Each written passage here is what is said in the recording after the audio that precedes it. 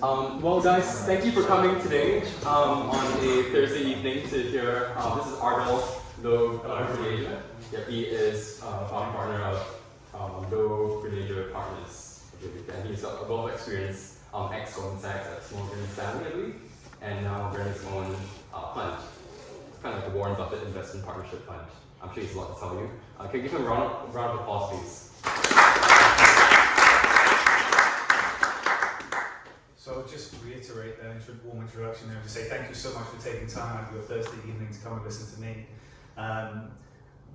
It would have been probably 17 years ago, I applied to Oxford University. So the irony is not lost on me that I actually didn't attend Oxford University. I went to Durham after being told I wasn't good enough. And then I've been invited back to come and speak to you today. So the irony is not lost on me that one way or another I managed to find my way back here. But it's an incredible university. So congratulations first off, on being able to attend such a prestigious university. And the second thing would just be a little bit of advice I would have given to my previous self when I was back in university, which is, I'm sure you've got a wealth of opportunities to go and listen to and hear from speakers from all different walks of life that do all sorts of different things. And one thing I wish I'd done back when I was in university is do that more often. So I'd say that any time your curiosity is piqued, go and listen to those people. Because one of the things I've learned during the course of my career has been the wisdom of learning from other people, from their successes and from their mistakes, can be really invaluable in your own career trajectory. So the title of my talk today might be a bit unusual, but it will seem a little bit more clear as we go through the presentation. It's how not to evaluate a great business. So for this, I've taken inspiration of the mental model of inversion. So the mental model of inversion is a Stoic philosophy. It comes from the Roman Emperor Marcus Aurelius in his writings called Meditations that might be familiar to some of you. He was actually a battlefield general, and his idea was to learn how to succeed, we should first learn how not to fail. So it's the mental model of inversion. Now I'm sure the two people on the right-hand side of the screen are very familiar to you, with the blue tie Warren Buffett, on the left-hand side the late Charlie Munger. So Charlie was Warren's business partner at Berkshire Hathaway for over 60 years. They worked together. And Charlie was often quite thought about as the brains behind Berkshire Hathaway. And Charlie basically said, he took a modern interpretation of what Marcus Aurelius said. And he said on inversion, invert, always invert. Turn a situation or problem upside down. Look at it backwards. What happens if all of our plans go wrong? Instead of looking for success, make a list of how to fail. Instead, through sloth, envy, resentment, self-pity, entitlement, all the material habits of self-defeat. Because if you avoid these qualities, you will succeed. So if you want to read more of his worldly wisdom, the book is called How to Guarantee a Life of Misery, which I think is a very apt title for that sort of content. So before we dive into how we go about evaluating a great business, I think it makes sense to tell you a little bit more about myself. So my name is Ardal Loh-Gronager, and I'm the founder of Loh-Gronager Partners. I'm half Danish, but was educated abroad in Australia, in Asia, in Europe, and then back here to the UK for university. I've got over 15 years experience in financial services, so I started my career with internships on both the buy side and the sell side, so that was at Goldman Sachs and then Swiss Re Asset Management. And then in terms of investing, I think there are two sides to it. There's the macroeconomic side and the microeconomic side. So my first job was on the macroeconomic side. I worked as an interest rates trader at Morgan Stanley. So I was trading the debt of Greece, Portugal, Ireland, Cyprus, and Slovenia during the European sovereign debt crisis. So a real period of flux for Europe. So a great sort of cauldron of learning. And that's the macroeconomic side. So that's analysing global macroeconomic trends, broad capital flows, and their impact on interest rates. From there, I got headhunted to Credit Suisse, where I worked as a credit trader. So that I regard as the microeconomic side of finance. So here what we're doing is we're looking at the income statement, balance sheet, and cash flow statements of individual businesses. In this case, it was financial institutions. And working out where within their capital structure we should be deploying our own capital, and also recommending to our clients to buy in terms of bonds within that capital structure. So that's the marriage in my mind of macro and micro into one. And it was during this period of time that I essentially came up with the investment philosophy that we run at Loh-Gronager Partners, which is we are concentrated long-term value investors. We run a concentrated global equity portfolio. I'm also the author of a book called The Perceptive Investor, The Art, Science and Temperament of Successful Value Investing. I have a copy of it with me here. So the most challenging question I get during the Q&A after my short presentation, I will be gifting a copy of this book. That usually guarantees that you get at least one question, because if there's only one, then you're guaranteed to get the book. The book is published in conjunction with the Financial Times newspaper, and all the proceeds from the book go to charity. So the Financial Times have a charity called the Financial Times Literacy and Inclusion Campaign. Any of you that go into finance are going to get really comfortable with acronyms. It's called FT-FLIC, not very imaginative. And that's to who all the proceeds from all the sales of the book are going to. In terms of my fund, so I said that we are concentrated long-term value investors. And our investment partnership is based on the principles of the original Warren Buffett partnerships that he ran back in the 1950s and 60s. So one of the less well-known things about Warren is the fact that he ran his own essentially hedge fund before he took over Berkshire Hathaway. And that's what's known as the Buffett partnerships. And he pioneered a model of the hedge fund that we use as the foundation of my investment partnership today. I'm often asked, how do we describe our investment philosophy? What are we looking for? And I often say that a picture is worth 1,000 words, and in this case it's a painting. So it's called La Clairvoyance by the Belgian artist René Magritte, and informally it's known as perception. And what you can see there is the artist pictured seated, looking at a stationary egg. But on the canvas in front of them, he's painting a fully grown bird in flight. And that is what perception is. It's being able to review all the publicly available information about a business within the market and project forward a different conclusion. That's what perception is. And that's what we describe ourselves as perceptive investors. In terms of our businesses and our portfolio, they do have several things in common, despite the fact that they are global in terms of operations. So they have strong growth potential, widening economic moats, and then probably the most important thing for us is they're run by high integrity management that really do think like business owners.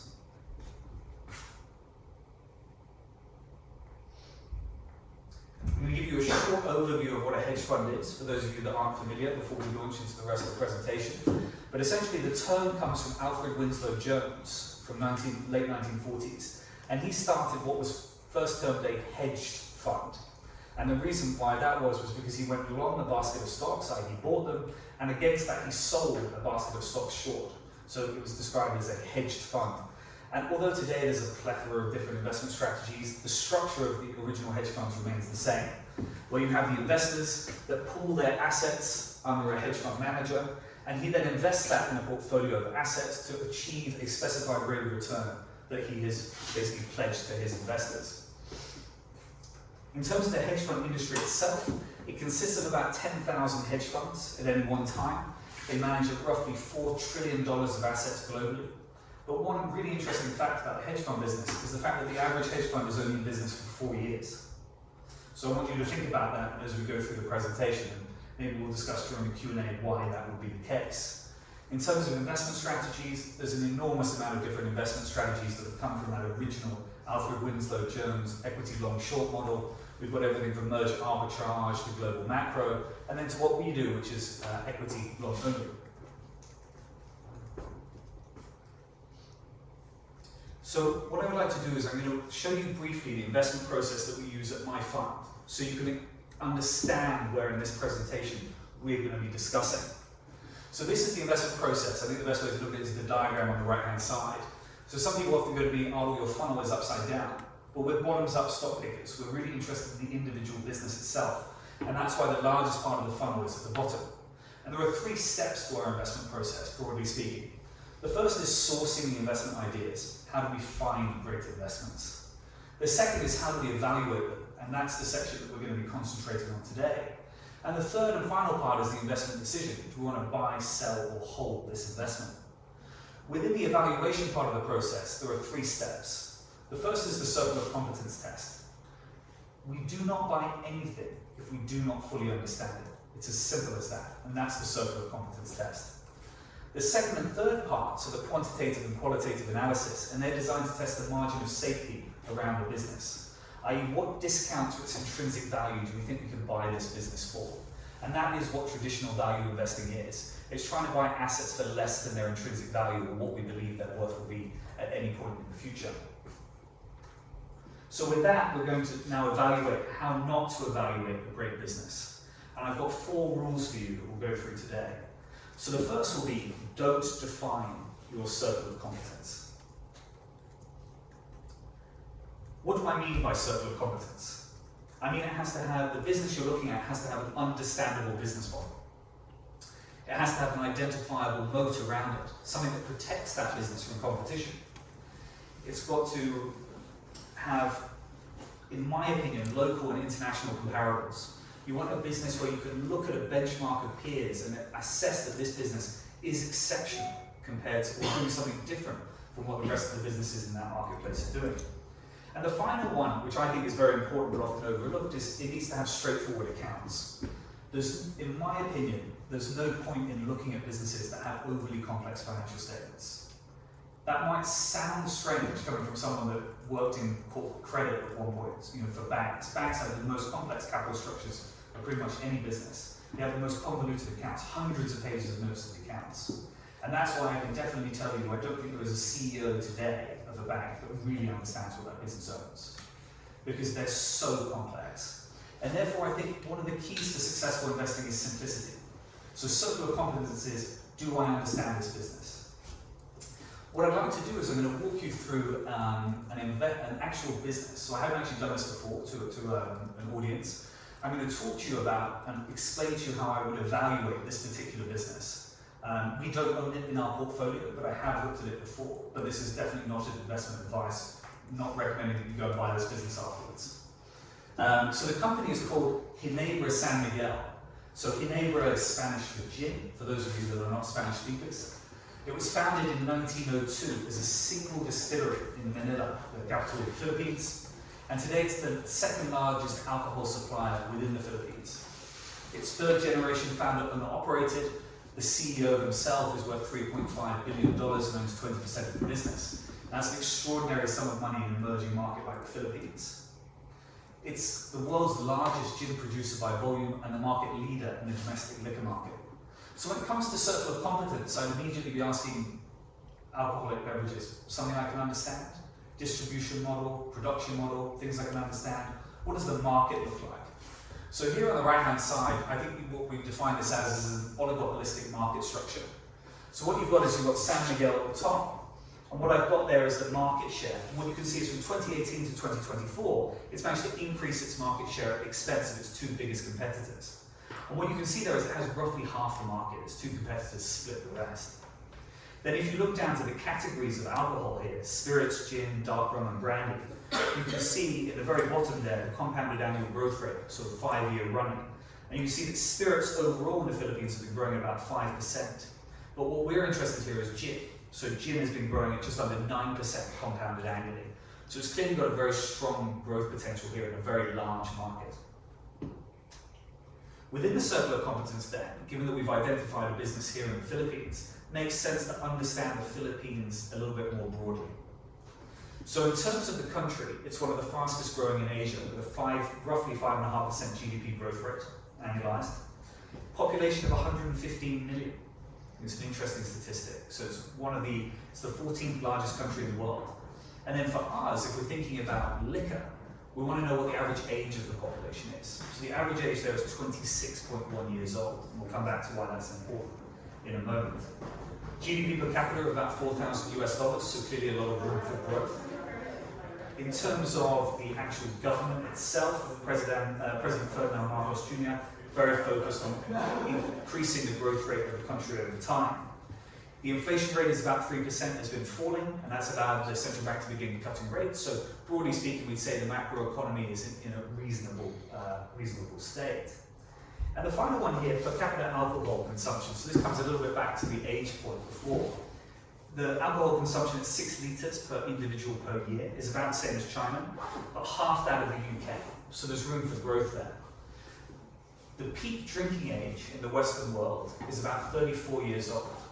So if you've got an average population of 26, increasing GDP growth, a reasonable macroeconomic backdrop, potentially here we've got very decent room for growth and a very good tailwind behind the business. Rule number 2, don't conduct thorough quantitative analysis.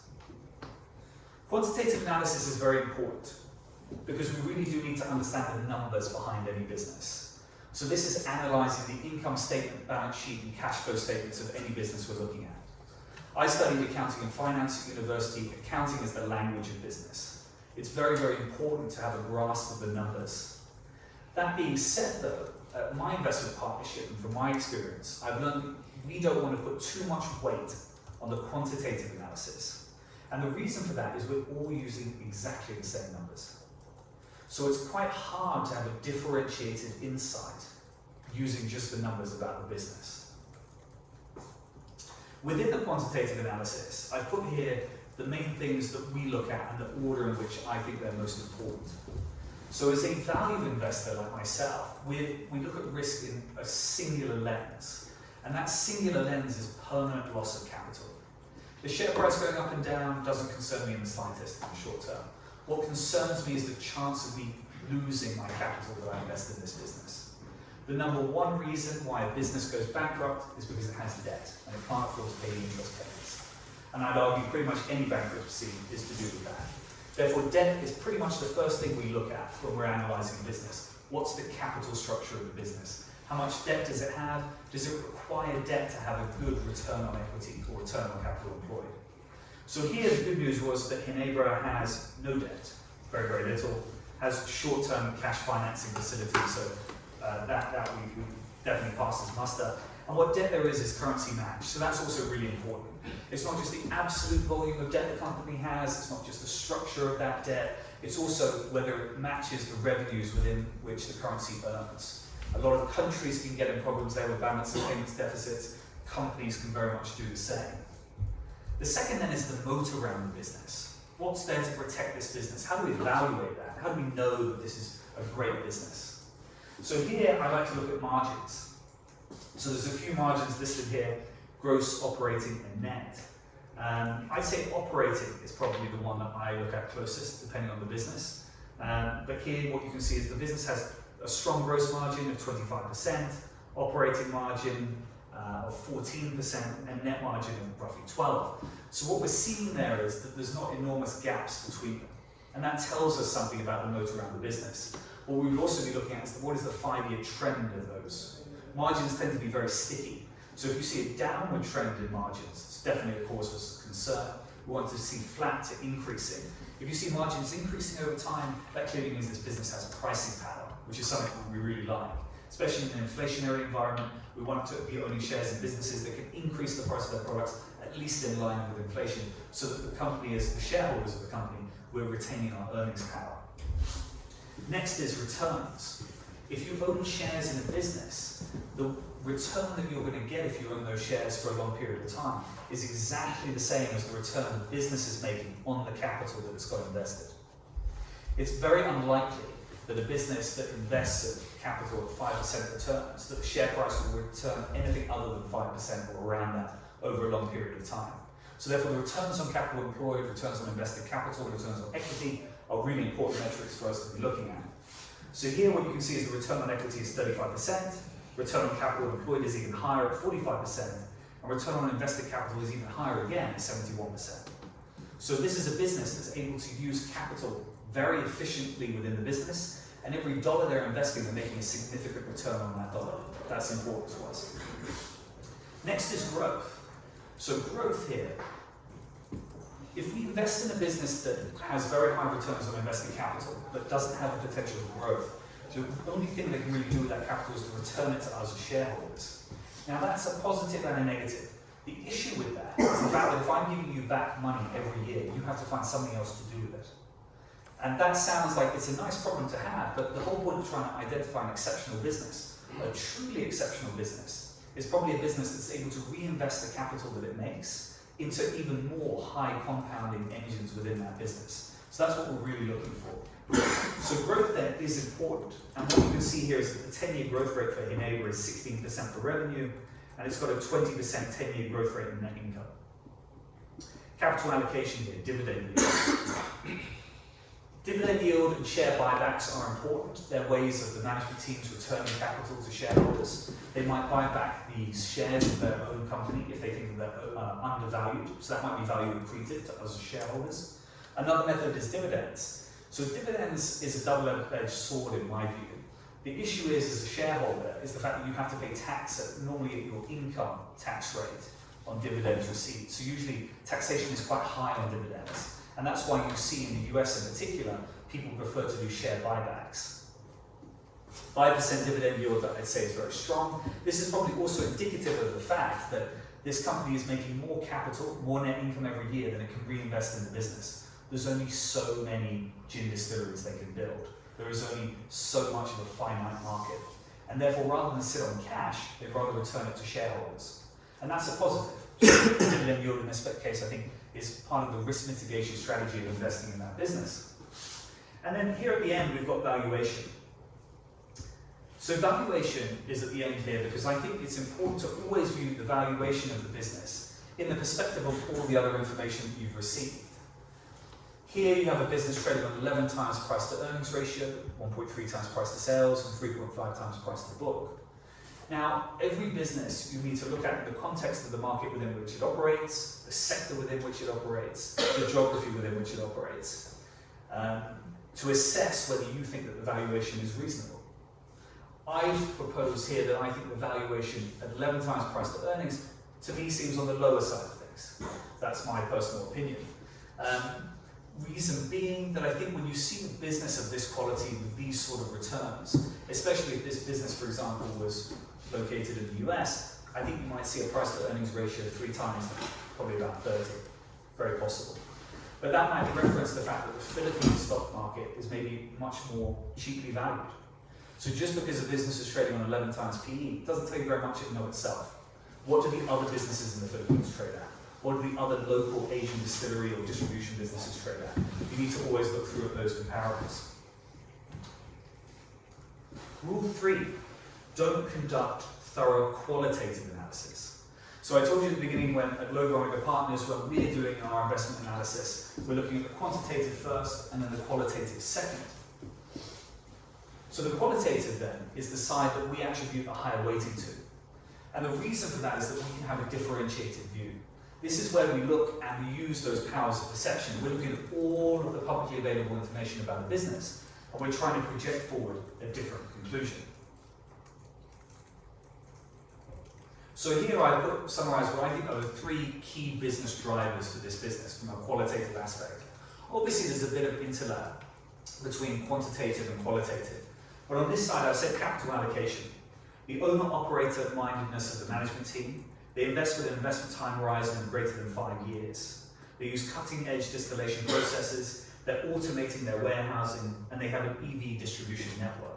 So those, I think, are key differentiators on a qualitative side of this business versus other competitor businesses that operate throughout Asia. The moat around this business. So it's got a market-leading position, as we discussed when we were talking about circle of competence with a roughly 50% market share in an oligopolistic market. And an oligopolistic market realistically means that supernatural profits or supernormal profits can usually be earned. The issue in this case would probably be government regulation, taxing that market. It's probably how those profits disappear over time. Peak drinking age of roughly 35 years. So that's 10 years above the median age of the population of the Philippines. So I think that's additive to the moat around the business. They have the largest marketing budget in the industry. If you think about the alcohol that we drink here in the UK, typically speaking, we see lots of alcohol burning at sports matches or at live events or on public transport. We see this constantly. Therefore, having a very large marketing spend in an emerging market like the Philippines is very valuable. So, for example, in Abra's case, they sponsor the main football club, the main basketball club, the main stadium where all the sports take place in Manila. So that gets an association with their brand, with an emerging demographic in the country. So the business continues to increase in scale, and that leads to increased efficiencies. So there are economies of scale as these distillation businesses get bigger. And I think there'll be an added boost potentially to this business as the demographics of the country improve, potentially with increased GDP per capita over time, as the consumers can afford they can afford to drink more, potentially better alcohol. And this comes back to the third point here, which is premiumization. So premiumization essentially means that we're going more upmarket in the products that we're selling. And I think that Ginebra has basically started to do that. So what they're trying to do is they're trying to introduce more expensive gyms within their lineup. The point being is GDP per capita improves, people get a little bit more choosy in terms of what they like to spend their money on, and therefore always having the slightly out of reach, the slightly next level of brand is always quite attractive as people move up the value chain. And Enabra have an advantage here with their marketing spend. So they can convince the local market that actually their brand new, newly introduced premium product costs 3 times as much as the current one, is actually better, and it's an aspirational brand.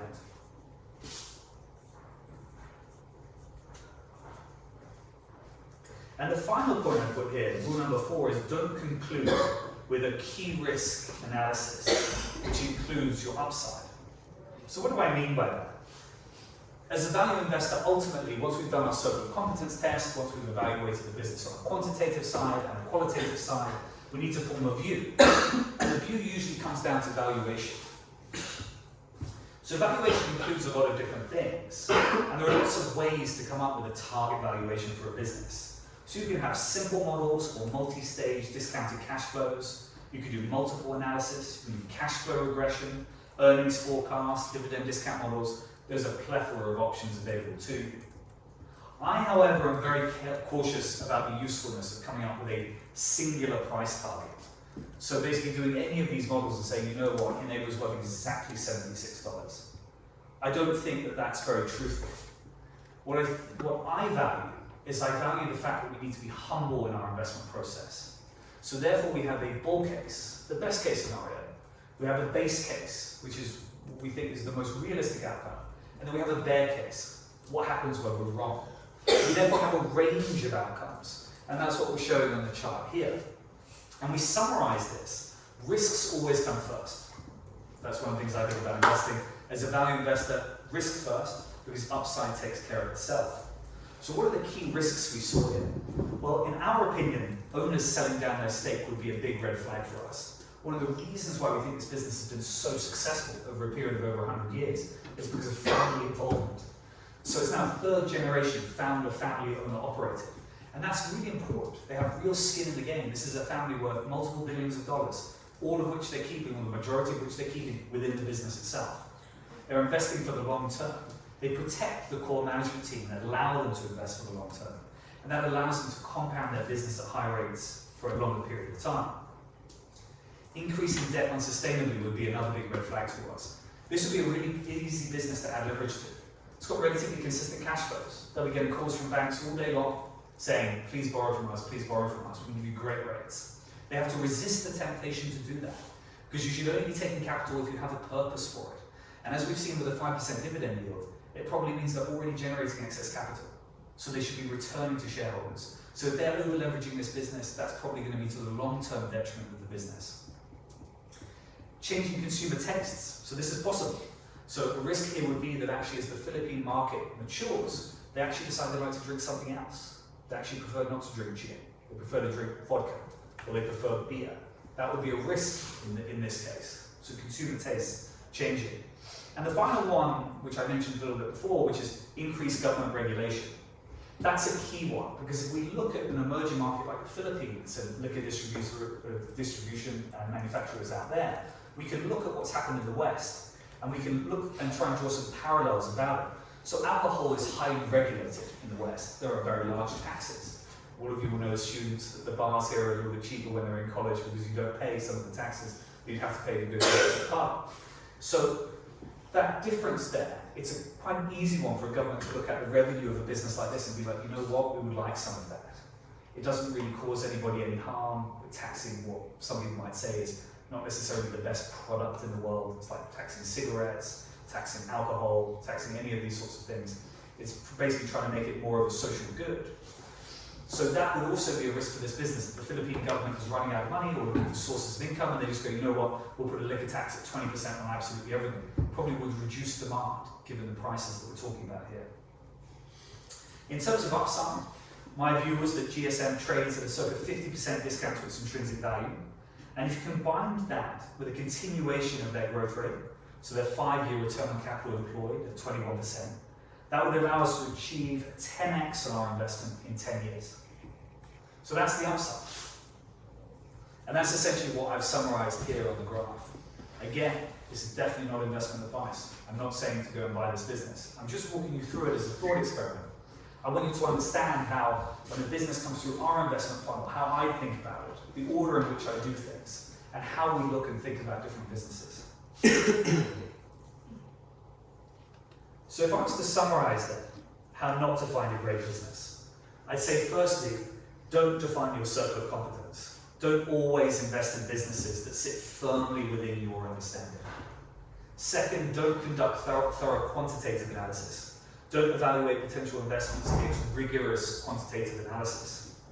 I'd say don't conduct thorough qualitative analysis. So don't evaluate potential investments against a detailed qualitative analysis and attach a higher weighting to that, because that's where you're able to have a differentiated view. I'd say don't conclude with key risks and upside analysis, and don't use patience and complete intellectual honesty when concluding your investment thesis. Those two things are really important. Complete intellectual honesty. The objective here is not just, when we're evaluating a business, is not to find something to buy. It's to work out whether it's a good buy, a good business to buy. And you'll learn something while you go through the investment process when you conduct this sort of research on any business. All knowledge is cumulative in the investment game. So even if we get to the end of this process and we spent weeks researching a business, it might turn out we're not going to invest in it. That doesn't mean it was a waste of time at all. There are always lessons to be drawn from that. So one of the things I'd encourage you is, when you're doing research on a business, don't get drawn into it so much to a degree where you go, I've invested so much time, effort and energy that we should definitely buy this business. That's sunk cost fallacy. And that's something we've got to guard against. And on the flip side, patience. What do I mean by that? Well, clearly to do a really detailed analysis requires a lot of time. It requires a lot of research. So that's one side of it. The second side is when we go back to the chart here. I've told you that I thought this business could be a 10x over 10 years. You need to own that business for 10 years to figure out whether my analysis was correct or not. That's patience. The average holding period for a stock in the S&P 500. Anybody any ideas how long? Average holding period? Any stock in the S&P 500? Years, months, days? Throughout? 3 months. 3 months? It's a little bit longer than 3 months. 6 months. A little bit longer than 6 months. A year. Close. So it's 10 months. And if I asked you that same question, if I had said, what was the average holding period of a stock 20 years ago? So just back in 2005, what do you think the answer would have been? More or less? More. More. Considerably more. 4 years.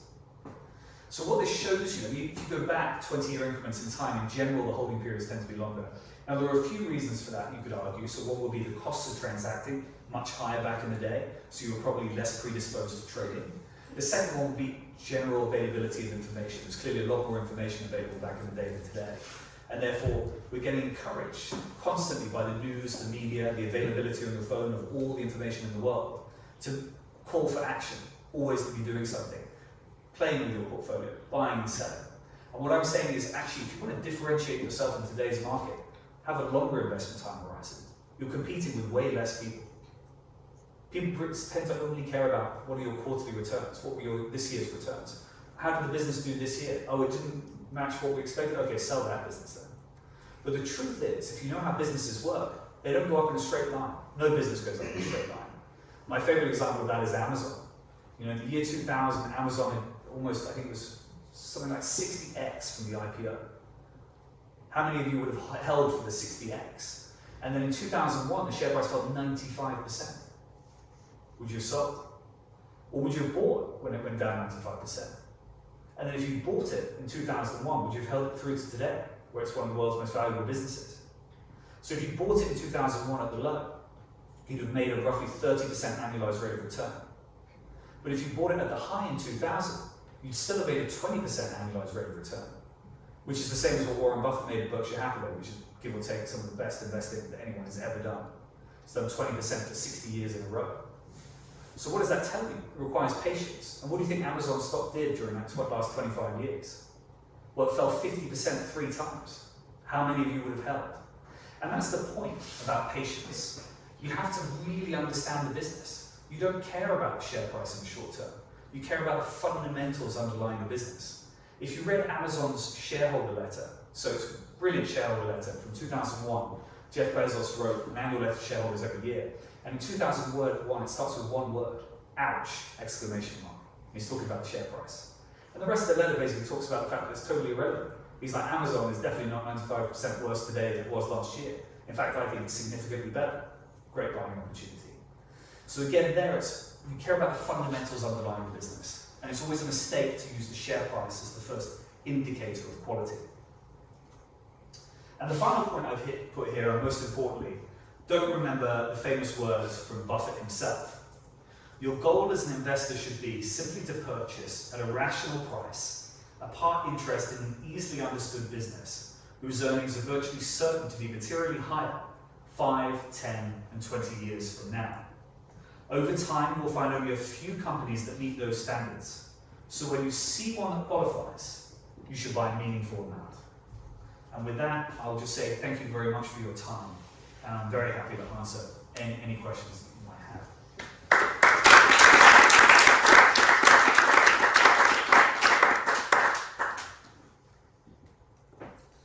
Sure. Why do hedge funds only last 3 or 4 years? And what average is that? Is that like a mean or the median? So it's the average, so it's mean. And the reasons for that are several fold, but if you read the academic research about it, it's actually quite straightforward. It's all to do with being able to run a business. So a lot of people look at a hedge fund and they go, well, if my track record shows in your personal investing account, you may say 20% per year for 5 years, you might think yourself a really good investor. So you're like, well, I can easily manage money on behalf of other people then. And that tends to be the issue, because it's a very different thing from running a portfolio from running a business. I think it takes 2 things to run a successful hedge fund. One is you have to be an entrepreneur. You have to love running a business, because that's what a hedge fund is, it's a business. But it's in the business of investing. So you require 2 things. You've got to be a great entrepreneur, and you've got to be a great investor. It's a marriage of the 2.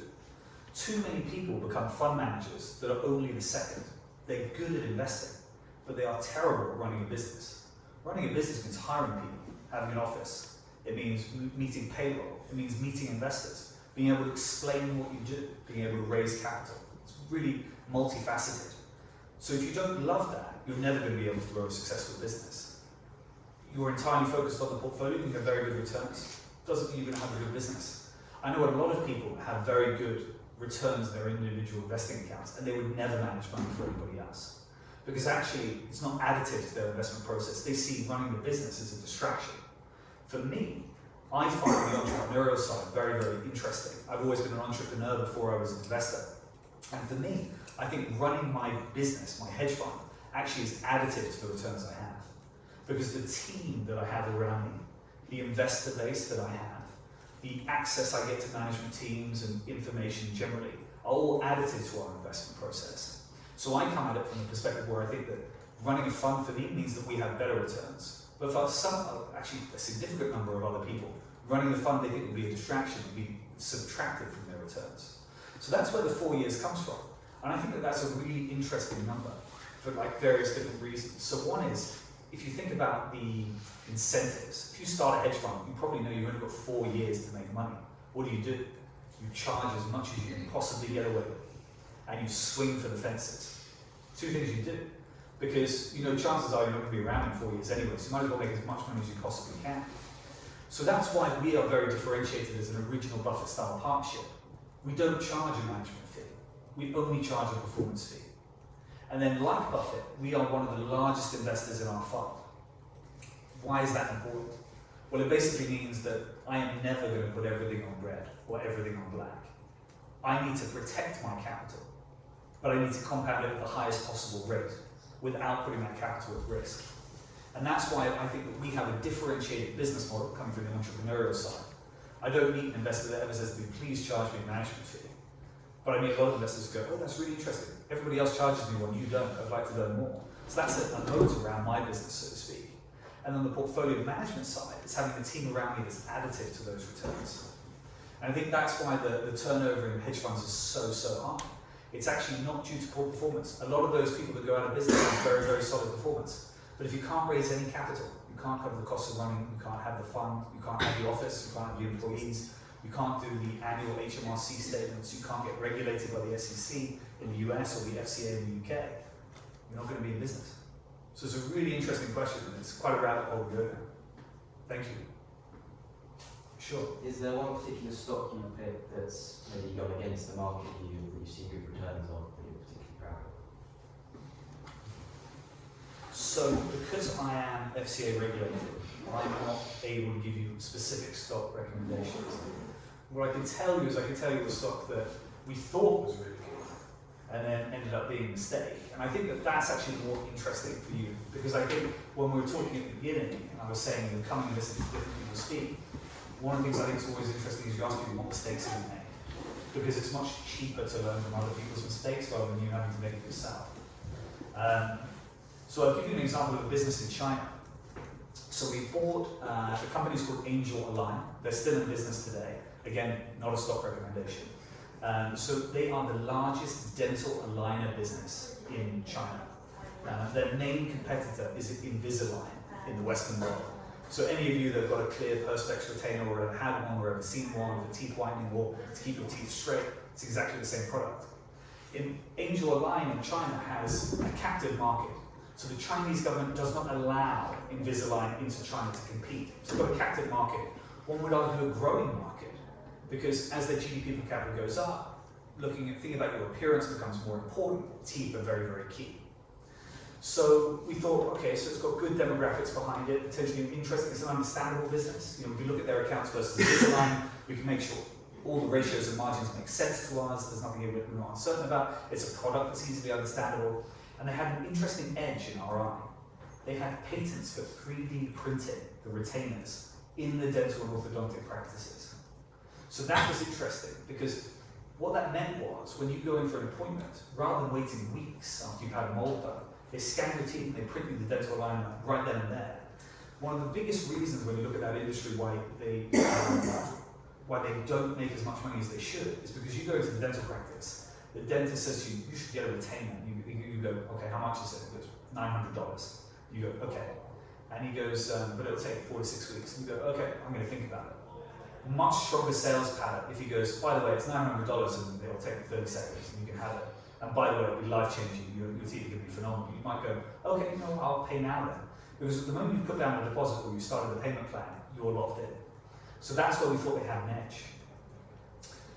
Because of that patent technology there wouldn't be very many competitors to that business. So we bought the business in 2022. We owned it for about 2 years almost before I went to China and visited them. And what I noticed was that during that period of time, the financials, so the quantitative analysis that we're consistently doing, didn't really match our expectations. The business wasn't growing as fast as we thought. I mentioned during the presentation there on Inegro that margins tend to be quite sticky, and actually declining margins is a serious red flag. And what we noticed was the margins were ticking down, not much, but incrementally. And that's a real warning sign, because this is a business that's meant to have patented technology. Why can't they increase the margins? They really shouldn't have any competitors. So when I got to China, and I had a look, there were an enormous amount of competitors that you could meet on the ground. And that was an immediate red flag, because I was like, how can that be the case? I spoke to the management team, no, we don't really have any competition, any real competition. And what they were trying to say is they didn't have any big competitors. What they neglected to say is they had thousands of smaller competitors. Because actually what the government in China had said was, by unofficial decree, was that it would be for the public benefit that everybody should have access to dental aligners at the cheapest possible price. Therefore, Angel Align couldn't impose their patent. They couldn't enforce it. So actually, when we were on the ground, we learned that actually this was not a business with a really sustainable, strong moat. It was actually a moat that was evaporating before our very eyes. So we sold the shares in the business for a very slight loss. I think we lost about 5%. But that doesn't really matter. It's more if we lost a lot, or even if it was up a bit, we would have sold regardless, because our original investment thesis had been disproved. So I guess coming back to your question, I'm proud that we learned lessons from that. So in terms of our investment process, we do a roughly 200 question pre-investment checklist. One of those questions in that now is, if this business has anything to do with patents, are they enforceable in the jurisdiction within which it operates? And that's something that I think is really important. I think investing is a journey. And like I was explaining to you before, I said when you do lots of research on a business, even if you don't invest in it in the end, there are lessons to be drawn from that. Continuous learning and curiosity are really important. And that's what I'm quite proud of at our firm, what we try to do. We're very focused on evolving our investment process over time, incorporating all the mistakes we've made, but also the mistakes that we see other people make. And you guys can learn from all of those as well. There's plenty of books about mistakes that other people have made in all walks of life. But also there's plenty of mistakes highlighted in the newspapers all day long. And incorporating those lessons into your own investment philosophies, how you think about risk, how you think about reward and the balance between the two, those are really, really key. So that's something that I'm quite proud of. Although we didn't make money on that investment, the fact that we went and put boots on the ground, we had a look, we did the due diligence, the research. And one of my key takeaways there is obviously we tend not to now buy shares in emerging markets businesses unless we've gone and visited the management teams and met all of their competitors. Because there's a difference between being on the ground and just doing research online. Thank you for the question. Just do one back here first. Quite a general question. Obviously, there's a lot of hype around equities at the moment, and a lot of people are talking about bubbles. What's your take on that? And also, what's your outlook on equities for the next 2026? It's quite a broad question. Yeah. So, I'll start at the end. I don't have a view on equities in 2026. I don't have a view on equities in 2027, probably not really 2028. But if you ask me what's my 5-year investment time horizon, I think equities will do fine in the long term. I can be out with that with the fact that what I'm talking about here is our job is to find the best businesses globally. And as a value investor, that means that I don't have to have a view on everything. There's 45,000 listed equities globally. I have 30 stocks in my portfolio. I really need a view on 30 businesses. There's so many businesses to go in my too hard pile. I told you one of the things we do is if a business has complex financial statements, it pretty much always goes in my too hard pile. That pretty much incorporates every bank and financial institution. So those 45,000 gets cut very quickly. Also, it has to be liquid enough for us to be able to buy and sell, cut it down again. There has to be a median market, an absolute minimum market cap of probably $150 million, cuts it down again. So our investable universe gets smaller and smaller, and those are the companies I need to have a view on. And I think no matter where you look at the market at any period of time, there is always value to be found. So you can pick any year historically, where the market's gone up or the market's gone down, and you will be able to find a business if you just ranked it, if you just did some quantitative research. There will be businesses that will have thousands of percent in any year. Even during the global financial crisis, 7, 8, 9, there will definitely be businesses that will have hundreds of percent. So that's the point. The market is the sum total of all the businesses, whereas we're more interested in the individual businesses within that. So you're right, there's a lot of hype about markets at the moment, and there's a lot of different ways of looking at it. You could say the US seems very expensive. Relative to what? Relative to Europe? Fair enough. Relative to Asia? Maybe. And then within the US market itself, you can drill a little bit deeper and you can say, well, if we look at the S&P's price to earnings ratio, pretty much all-time historical highs, what's it driven by? Well, if you take out the Mag 7, then all of a sudden the ratio gets cut by a third. Is it still expensive? So if you bought the S&P but sold the Mag 7, is the valuation reasonable? I think you can get into a lot of technicalities about it, but ultimately, if you're in the business of trying to find individual exceptional businesses, you can almost put all of that in the too hard pile. You don't really need a view on the S&P 500. Half my portfolio, well, more than half of our portfolio, nothing to do with the S&P 500. Our median market capitalization of business in my portfolio is $7 billion. S&P 500, probably $50 billion plus.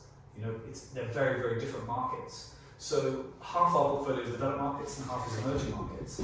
So I think that gives us some diversification again. And that's one of the ways I encourage you to think about your portfolios, which would be circle of competence is important. Only invest in things you understand. But there is an issue with that normally, which is home country bias. So it's a really well-known factor of financial markets, which is we tend to only invest in stocks that we operate within the economy within which we participate, to put it reasonably. So yes, we live in the UK, but your portfolios might be full of Mag 7 stocks because you use their products. They're familiar to you. And familiarity doesn't mean you're going to have great returns.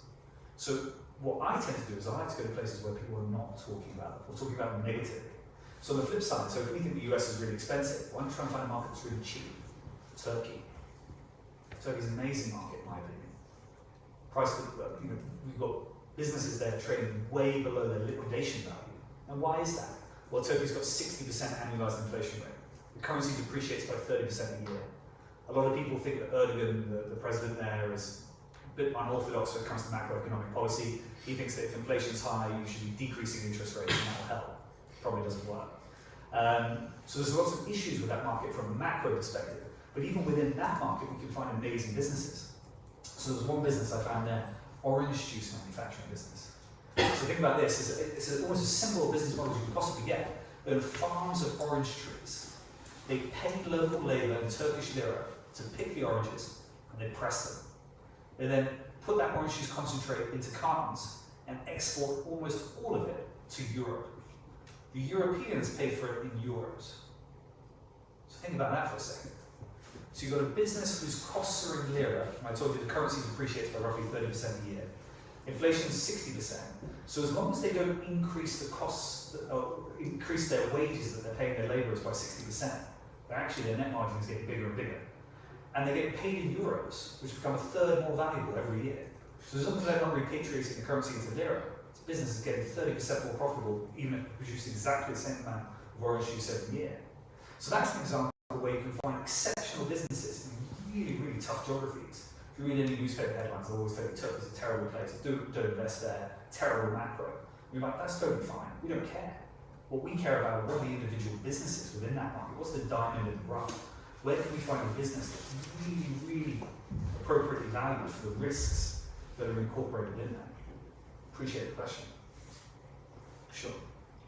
A slightly more personal question. You mentioned like the influence of like the volatility in the news and market trends and saturation on long-term investment. What are sort of the practices that you follow to keep an open-ended approach to business investments? And just to clarify, by that you mean is in how do I not get swayed by day-to-day media and news? Yeah. Is that sort of? Yeah. So I mean, I think there's a few different ways of doing it. So the first is, I think you've got to be a natural contrarian. So with my Turkey investment example, clearly we're contrarian investors, right? If it's unpopular, it probably means we're going to be more interested in having a look at it. When it comes to the media, I'm a natural skeptic. What's the purpose of the media? They're for-profit businesses and institutions. The FT's job is to sell newspapers. Bloomberg's is to get you to go on their website. How do they do that? They're attracting eyeballs. Their headlines have to be sensationalist for you to want to read their content. So immediately I'm skeptical about the majority of the media articles I read. Because normally, especially if you look at all the academic research, it's quite interesting. Which is the fact that if you look at positive to negative headlines, it's almost a 75-25 skew. Because negative headlines will attract our attention. And if I tell you that the headline is market collapse, and the S&P is falling 3%, but the collapse is what makes you click, and then you see it's 3%, you go, oh, okay, not the worst thing I've ever heard of. So I think having natural skepticism about what you read is important, and that's also having independence of thought. And that's what you're going to learn at a university like this, independence of thought, which is to think for yourself.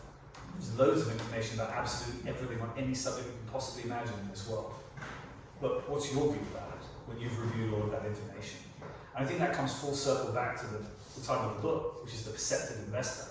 It's using your own perception, your own insights, which come from your own experiences, your own learnings, your own exposures, to have your own view. And I think with investing, you have to have a relatively, what I call it is, I'd say, a strong view, weakly held. What do I mean by that? You have to have conviction, right? Because you have to say, this I think is an exceptional business. I'm buying it. I'm putting my own money at risk. But weakly held, because we're constantly evaluating why we might be wrong. There's no ego in that. And it's okay to be wrong. Because if we're wrong, we can take that capital and we can invest it in something else that we think is going to be a different, exceptional business. And I think that's key. It's a humble approach to investing, which is you're going to be wrong a lot. But the example I always quite like to give on that one is if you've got a 10 stock portfolio and you put 10% of your money in each stock, 9 of them go to zero. But one of them is Amazon, one of them is a 100-bagger, right? And you hold that portfolio for 10 years. Your compounded rate of return is just under 20%. And that's despite the fact 9 of your investments went to zero. Now I'd hope in your own portfolios, if you buy 10 stocks, 9 of them don't go to zero. But the purpose of the example is to show you that you only need to own one exceptional business, and it totally changes the overall performance of your portfolio. And the final thing I'll add to that is that 10 by 10 example I gave you, I said over 10 years. Again, patience. You have to allow the thesis behind your individual portfolio holdings to be carried out. And that's key, temporary. Thank you. Sure. Yeah, I wanted to ask, because your fund strategy is about investing into the long term, are, drawing you back to the example of Amazon, when the stock drops so significantly in price so many times, is that a sustainable strategy for your fund in this kind of situation? Because the prices stay around, their annualized returns, and obviously you can't see such a significant part of the portfolio drop by so much. It's a really good question, because I think that comes back to a little bit what we were talking about before, which is how do you run a business and how do you run a successful investment portfolio and how do you marry the two? So we allow our winners to run in our fund. So our single largest position has gone from 4% of our total fund to about 20% today over the last 3.5 years. So we allow our winners to run. We concentrate over time. Now that presents business risk. Because if I'm an investor coming to invest with me, I might think, well, Ardal, you've got this one business that used to be 4%, it's now 20%. Maybe the best days are behind on that business. Maybe I don't want to buy in at this new high valuation. Why do you still own that? So that's a business risk. But from a portfolio perspective, I really like that concentration. Because I gave you in that 10 by 10 example, it's only one business that provided all the returns in that example. We don't need many exceptional businesses in our portfolio to help us to outperform. So that's the juggling of the business perspective and the portfolio perspective. Now, volatility is par for the course of investing. You're going to have volatility in returns. So how do we mitigate that? We mitigate it through diversification. So we want a concentrated portfolio. So by that I mean we have 30 holdings. Everyone's view on concentration will be different. For some people, 10 stocks is enough. For some it's 20. For some it's 100. For some people, index. It just comes down to your own views on risk. For us, I think that 30 stocks, 15 in developed markets and 15 in emerging markets, helps us to be diversified. So those 30 stocks are owned across 12 different countries. They're across 9 different sectors. And they're across a multitude of different currencies. So in my opinion, we get the benefits of diversification, which help us to reduce the overall portfolio volatility. Especially if we own an Amazon, which goes up and down, or any business, the reality is any business goes up and down all the time. It mitigates that by having a portfolio versus just a single position. And at the same time, it gives us the conviction to allow us to concentrate the portfolio over time. So that one large holding, or 2 or 3, provide all the alpha, but we are prepared for the fact that there is going to be cyclicality and volatility. So the final point there comes to the business perspective. How do I get my investors to understand that? 2 sides to it, in my mind. One is that we're completely transparent as the investment manager. We tell all of our investors exactly what we own and why we own it. That gives them confidence that we understand what we're doing with their capital. They also like the fact that, for example, the management team are the second biggest investor of our fund. So as long as the investor has invested a little bit less than ours, if the portfolio goes down 1%, it's costing me a lot more money than it's costing them. And it's a strange way of phrasing it, but it basically means that they know that we're very aligned. There's no way that we're going to be not making investments that we don't believe in. And the final part is, I said at the beginning, we're an investment partnership. What does that mean? That means we treat our investors' capital as if it was our own. So we treat it very, very well, and alignment. But the second one is we're invitation only. So we don't invite everybody into our investment partnership. There are lots of people who would be interested in joining, but they might not be the right fit. And that's why I meet every potential investor personally, because I want to make sure that they understand our investment philosophy, our investment strategy, that they understand that there will be volatility with the portfolio, but that's how we're going to outperform over the long term. My ideal investor is someone that comes to me and says, I like you, this works, here's an initial investment, and then when we have a drawdown, let's say the portfolio falls 20%, they call me up and they go, Ardal, here's some more money. Because I know that the businesses you own are phenomenal businesses, they're now even cheaper today. I want to buy more, I'm going to make more returns. And there's a famous quote about this. So Bill Miller famously said about the stock market, so he ran a very famous mutual fund back in the 2000s, and he said the stock market is the only market in the whole world where everybody runs away when it goes on sale. Doesn't make any sense, especially if you know what you're buying. Any other store in the world that you go to, for anything that you know about, anything about, if it was 50% off, you'd probably go, I'll buy 2 of that today. But in the stock market, when it falls, everybody panics and everybody runs away. And I think that's what separates value investors who understand the fundamentals underlying their business from people that are just trading momentum or chasing momentum or the latest fad, AI or whatever it is. So thank you for the question. Sure, right. Yeah, thanks for coming down. I like how you use clairvoyance as an analogy for perception. I'm just wondering how you differentiate perception from, say, delusion when you're kind of overly invested in something and you see things that aren't necessarily there and the market might not agree with that perception. I'm just wondering how you deal with that conflict. Yes, so we're going to be wrong a lot. Yeah. Because in general, the market is quite efficient. It's a reasonable proxy, the market. Reasonably efficient. Not perfectly efficient, depending on which of your economics tutors or lecturers you ask, but it's not fully efficient all the time. And that's how we can identify what we think exceptional businesses today that the market doesn't yet realise as exceptional, otherwise their valuations and share prices would be significantly higher. But alongside that, to address the question, we can't kid ourselves with the fact that we have to be humble in our approach. We're going to be often wrong. How do we know when we're wrong? We're going to know over an extended period of time.